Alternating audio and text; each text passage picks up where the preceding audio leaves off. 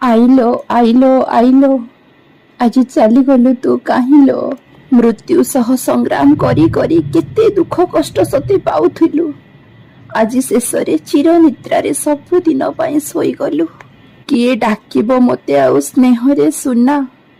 ସତରେ ଲୋ ଆଇ, ତୋ ସ୍ନେହ ପାଖରେ ମୋତେ ଏ ଦୁନିଆଟା ଲାଗେ ପୁରା ଅଚିହ୍ନା। ତୋ ସ୍ନେହ ମମତା ଆଗରେ ସବୁ କିଛି ତୁଚ୍ଛ। ଆଜି କାହିଁ ଲାଗୁଛି ତୁ ଥିଲୁ ସତ, ବାକି ସବୁ ମିଛ। ଛୋଟ ପାଖରୁ ବଡ଼ ହବା ଯାଏ ସବୁ ଅଳି ଅର୍ଦଳି ମୋର ସହିଛୁ।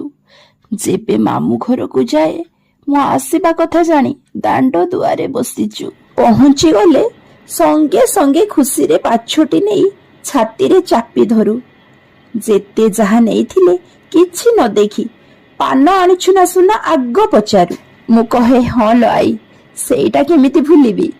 ପାନ ନ ଆଣି ମୁଁ କଣ କେବେ ମାମୁଁ ଘର ଆସି ପାରିବି। ପାନ ଖାଇ ଖାଇ ସେହି ପାଟିରେ ମୋ ଗାଲରେ ଦେଉ ଚୁମା।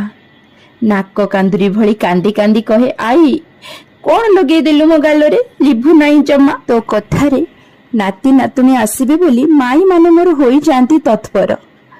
ମାମୁଁ ମାନଙ୍କୁ ପଠେଇଥାଉ ମାର୍କେଟ, ଯାଅ କଣ ଆଣିବ ମୋ ଜୀବନ ରଶ୍ମି ପାଇଁ, ତୁମ କାମ କରିବ ବରଂ ପଛର।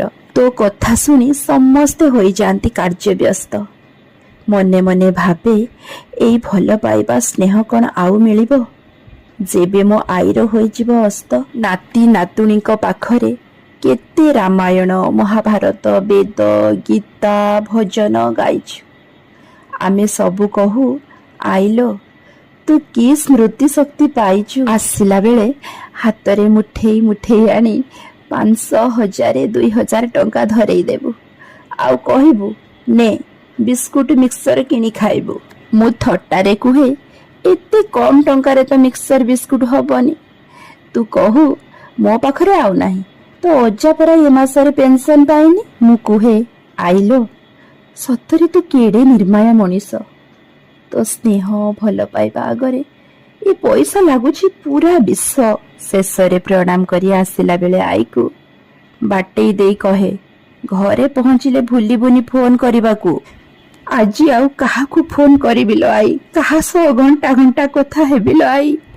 ସତରେ ତୁ ଠକି ଦେଇ ଚାଲିଗଲୁ କେଉଁ ଏକ ଅଜଣା ରାଇଜକୁ ସବୁଦିନ ପାଇଁ। ଚିର ନିଦ୍ରାରେ ଶୋଇଗଲୁ, ନାଲି ଶାଢ଼ୀ ଶଙ୍ଖା ସିନ୍ଦୁର ନାହିଁ।